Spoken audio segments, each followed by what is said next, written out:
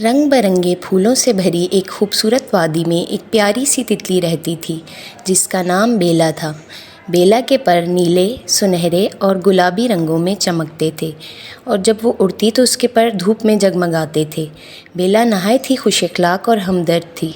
वो रोज़ फूलों पर जाकर खुशबू बिखेरती और सबको खुश करती। एक दिन बेला ने एक हल्की सी आवाज़ सुनी, जैसे कोई मदद मांग रहा हो। वो फ़ौरन उस आवाज़ की तरफ गई तो देखा कि एक छोटी सी चूंटी पानी के एक घड़े में फंस गई है और डूबने वाली है। बेला ने फ़ौरन एक पत्ता उठाया, उसे पानी में उतारा और चूंटी को बचा लिया। चूंटी ने शुक्रगुजार नज़रों से देखा और बोली, बेला, तुमने मेरी जान बचाई, मैं कभी तुम्हें नहीं भूलूंगी। कुछ दिन गुजर गए। एक दिन आसमान पर काले बादल छा गए और तेज़ आंधी चलने लगी।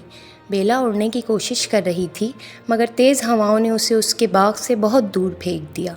वो थक गई, डर गई और एक दरख्त की शाख पर बैठकर रोने लगी। काश कोई मेरी मदद करे, बेला ने आहिस्ता से कहा। तभी नीचे से कुछ चूंटियाँ आईं। इनमें से एक वही चूंटी थी जिसे बेला ने बचाया था।